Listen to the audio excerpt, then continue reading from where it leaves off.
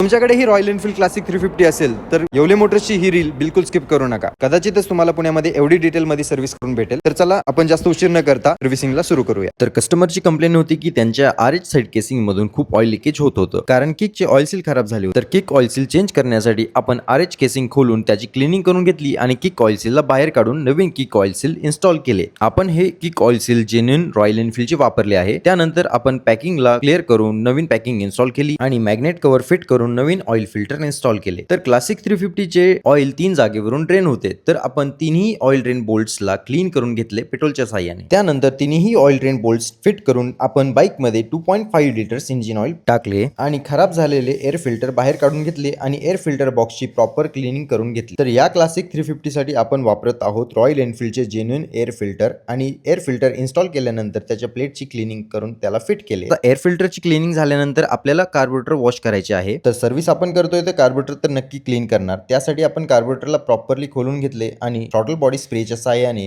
कार्बोरेटरला एकदम deeply clean करून घेतले. सर्व कॅव्हिटीज आणि कव्हर्स क्लीन करून घेतले आणि कार्बोरेटरला पुन्हा व्यवस्थित फिट करून घेतले आणि बाईक वरती व्यवस्थित इन्स्टॉल करून घेतले. तर कार्बोरेटर फिट झाल्यानंतर आता बारी आहे मागच्या टायरला खोलून घेण्याची. तर रिअर व्हील खोलल्यानंतर आपण प्लेटला बाहेर काढले आणि बेरिंग्सला चेक करून त्यांच्यामध्ये ग्रीस भरले. तर आपण याच्यामध्ये वापरत आहोत टाटाची जेन्युइन ग्रीस, ज्याची लाईफ 5 ते 6000 किलोमीटर आहे आणि हे प्रोसेस आपण दोन्ही बेरिंग सोबत रिपीट केले. तर रिअर व्हील ड्रम वरती थोडीशी घाण साचलेली होती, ती सुद्धा क्लीन केली आणि RH बेरिंगला सुद्धा आपण प्रॉपरली ग्रीस करून घेतले आणि त्यानंतर आपण चेन स्प्रॉकेट हबच्या बेरिंगला सुद्धा ग्रीस करून घेतले. चेन स्प्रॉकेट बेरिंग वरती बसते ड्रम प्लेट आणि ड्रम प्लेटला सुद्धा डिझेलच्या साहाय्याने प्रॉपरली वॉश करून घेतले आणि एकदम व्यवस्थित क्लीन करून घेतली. ड्रम प्लेट प्रॉपरली क्लीन झाल्यानंतर आपण लायनर त्याच्यावरती फिट करून लायनरला क्लीन करून ड्रम प्लेटला फिट करून घेऊया आणि तसेच मागचे टायरही बसून घेऊया. तर चेन अलाइनमेंट करून आपण मागचे टायर फिट करून सायलेन्सर बसून घेतले आहे, कारण मॅग्नेट कव्हर खोलण्यासाठी आपण सायलेन्सरला सुद्धा बाहेर काढून घेतले होते.